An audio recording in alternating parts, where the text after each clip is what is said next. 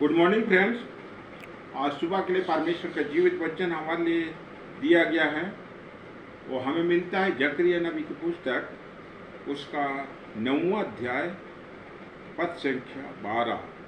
जकरिया 9 पद संख्या 12। उसमें परमेश्वर का जीवित वचन इस प्रकार से लिखा हुआ है, हे आशा धरे हुए बंदियों, गढ़ की ओर फिरो। मैं आज ही बताता हूँ कि मैं तुमको बदले में दूना सुख दूंगा। यहाँ तक आमीन। परमेश्वर पिता अपने वचन के पढ़े और सुने जाने पर आशीष देवे। आमीन। ख्रीस्त में प्यारो, आज की सुंदर सुबह में हम सर्वप्रथम पिता परमेश्वर को धन्यवाद देवे कि उसने आज की इस नई सुबह को हमें देखने का अवसर प्रदान किया है। पिछले रात्रि की घड़ी में उसने हमें हर प्रकार के खतरे, मुसीबत और तो और अचानक मृत्यु से भी हमें बचाया है। और आज की इस नए सुबह को अपने साथ अपने महिमा के लिए हमें देखने का अवसर प्रदान किया। हम सारे मन, प्राण, आत्मा से उसका धन्यवाद करते हैं। और आज हम धन्यवाद देते हैं क्योंकि आज की सुंदर सुबह में हमारे लिए अपना जीवित वचन दान किया और वचन के माध्यम से हम हरेक को आशीष प्रदान की इस बड़ी दया के लिए हम पिता परमेश्वर को धन्यवाद देते हैं। आज के वचन में कहता है, हे आशा धरे हुए बंदियों, गढ़ की ओर फिरो। मैं आज ही बताता हूँ कि मैं तुमको बदले में दूना सुख दूंगा। ख्रीस्त में प्यारो, आज इस संसार के जीवन में कोई भी आदमी अगर वो बंदी हालत में है, कैद में है, तो अपना वो छुटकारे की आशा देखता है। वो चाहता है, वो सोचता है कि मैं किसी न किसी दिन इस कैद से छुटकारा पाऊंगा और आजाद हो जाऊंगा। इस परिस्थिति में आज परमेश्वर पिता हमें कहता है, हे आशा धरे हुए बंदियों, आज हम संसार के जीवन में अनेकों प्रकार के समस्याओं से हम बंदी की तरह जीवन व्यतीत कर रहे हैं। आज हमारे बीच में हम बीमारियों की कैद में हैं। आज हमारे बीच में घर में लड़ाई झगड़ा है और हमारे घर में शांति नहीं है। इस प्रकार से हम शैतान के कैद में हैं। और तो और हमारे बीच में पैसे की तंगी है और नाना प्रकार की समस्या हैं। हमारे बीच में बच्चों के द्वारा समस्या खड़ी हो जाती है और हमारे घर में चैन नहीं है और सुख शांति नहीं है। इस प्रकार से हम इन सारे समस्याओं के बंदी हैं। तो आज हमें पिता परमेश्वर हमसे कहता है, ये आशा धरे लोगों, गढ़ की ओर लौट आओ, मैं तुम्हें दूना सुख दूंगा। आज हम अगर इन सारी विपत्तियों से इतने भी नुकसान हम उठाए हुए हैं, उठाना हमें पड़ा है, और हमारा संपत्ति का, हमारे परिवार का, हमारे जीवन का हानि हुआ है, उस सारे दुखों और हानियों के बदले आज पिता परमेश्वर हमें दूना सुख, दूना शांति, दूना आशीष प्रदान करना चाहता है। हम किसी भी प्रकार के समस्याओं के जाल में फंसे हों और हमारा जीवन हम सोचते हैं कि हमारा जीवन खत्म हो गया है, इस प्रकार की समस्याओं के बीच वो कहता है हमें कि आज मेरे ओर अर्थात गढ़ की ओर लौट आओ। गढ़ अर्थात पिता परमेश्वर की ओर लौट आओ, मैं तुम्हें दूना सुख दूंगा।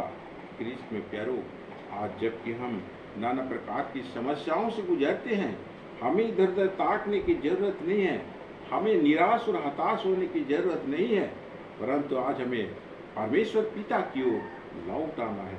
वह हमारे सारे दुखों को, हमारे सारे बंधनों को दूर करेगा और हमें वो दूना सुख देगा।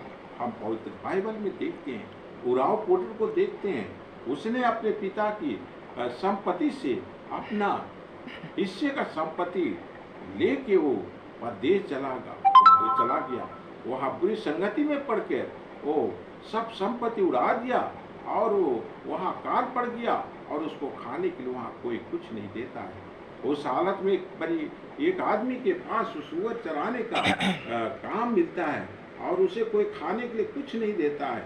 वो सुअरों के लिए जो सुअर जो खाते हैं वही चीज़ वो खाता है।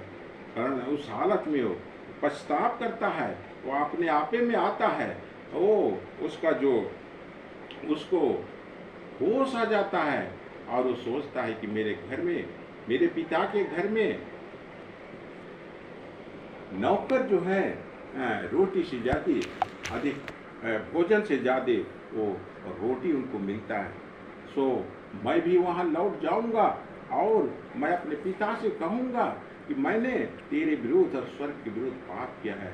मुझे अपने पुत्र की नाई नहीं परंतु एक दास की नाई, एक नौकर की तरह मुझे ग्रहण कर ले, मुझे रख ले।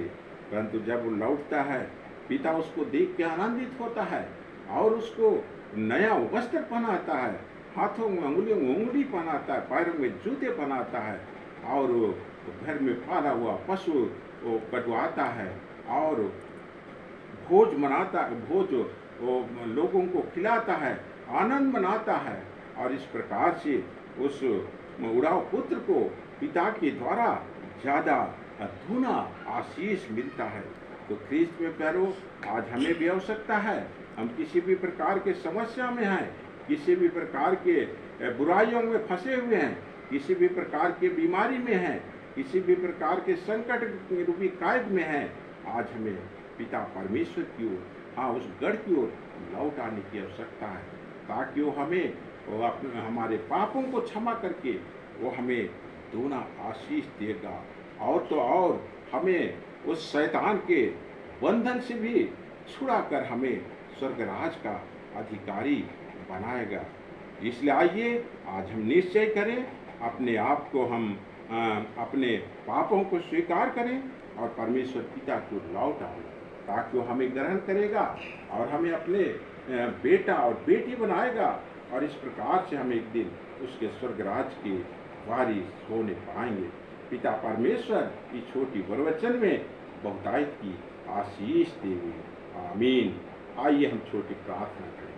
कि स्वर्ग शक्तिमान ईश्वर दयालु पिता, आज की सुंदर सुबह में हम प्रभु यीशु नाम से तेरे चरणों में आते हैं और पहुँचे तेरे नाम की स्तुति करते हैं, महिमा करते हैं। आज की सुंदर सुबह में हमारे लिए अपने जीवित वचन दान किया और वचन के माध्यम से हमारे को आशीष प्रदान किया। हम सारे भलाई सारे आशीष के लिए तुझे धन्यवाद देते हैं। आज वचन में हमें बताया है कि हे आशा धरे हुए बंदियों, गढ़ की ओर लौट आओ, मैं तुम्हें दोना आशीष दूंगा।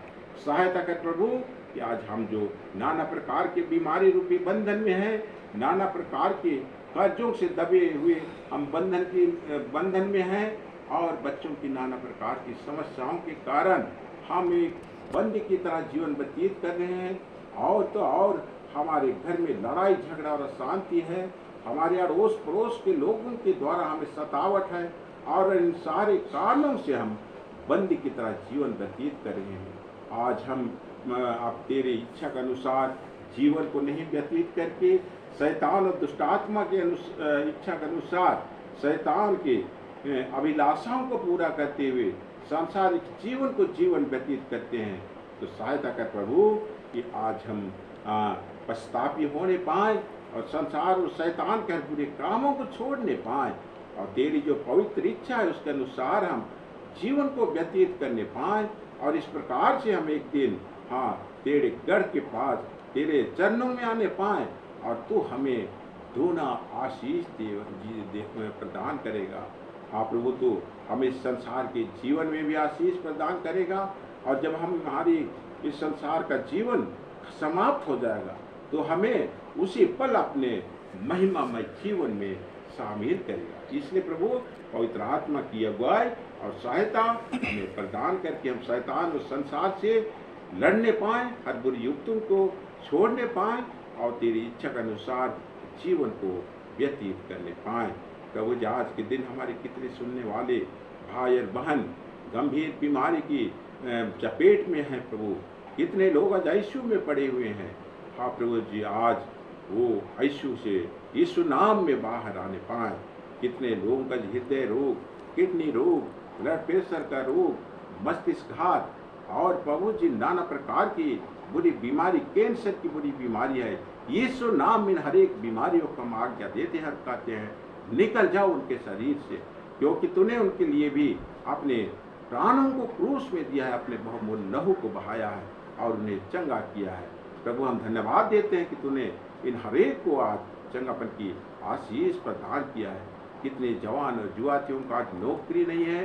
हाँ, कितने जवान और युवतियों का शादी ब्याह नहीं हुआ है। हम धन्यवाद देते हैं प्रभु कि तूने आज के दिन उन्हें नौकरी प्रदान किया है, उनके शादी ब्याह का तूने प्रबंध किया है। और प्रभु उनको जो वो जवान और युवती बुरी संगति में है, नशापान में है और नाना प्रकार के हाँ प्रभु जी ड्रग्स का सेवन करते हैं, मोबाइल के गुलाम हो चुके हैं, सामर्थ्य प्रभु दया कर कि आज वे लोग इन सारी बुराइयों से दूर होने पाए और प्रभु तेरी चरणों में आने पाए। प्रभु जी हम तुझे धन्यवाद देते हैं क्योंकि तूने इन सारे बंधनों से और सारे उनके इन बुरी कायदों से छुड़ाया है और उन्हें अपने हाँ बेटा और बेटी बनाया है और उनके जीवन को आशीष प्रदान किया है। प्रभु हम तुझे धन्यवाद देते हैं कि इतने लोगों का आज जन्मदिन है। हम उनके जन्मदिन को हाँ प्रभु जी मुबारकबाद आशीष प्रदान करते हैं और उनकी लंबी जीवन की कामना करते हैं। कितने लोगों का आज शादी का सालगिरह है, उनके शादी का सालगिरह को हम आशीष प्रदान करते हैं। धन्यवाद देते हैं प्रभु क्योंकि तूने हमारी प्रार्थनाओं को सुना है। हमारी इच्छा, योजना और विचार तो विभिन्न प्रकार के हैं, परंतु प्रभु जी हमारे बीच में, हमारे सुनने वालों के बीच में तेरी इच्छा और योजना ही पूरी होने पाए। हम तुझे सारा आदर और महिमा धन्यवाद बारंबार देते हैं और अपने हर एक प्रकार के पाप दोष गुनाहों को तेरे चरणों में लेकर आते प्रभु हम मान लेते हैं। दया से क्षमा कर दे और हमारी ये दीनहीन प्रार्थना है जो कि हम तेरे बेटे यीशु मसीह के पवित्र नाम में लाते हैं। दया से सोना स्वर्ग आज में अपनी ही महिमा के लिए ग्रहण कर। आमीन। परमेश्वर पिता आप सबों को बहुतायत की आशीष देवे। आमीन।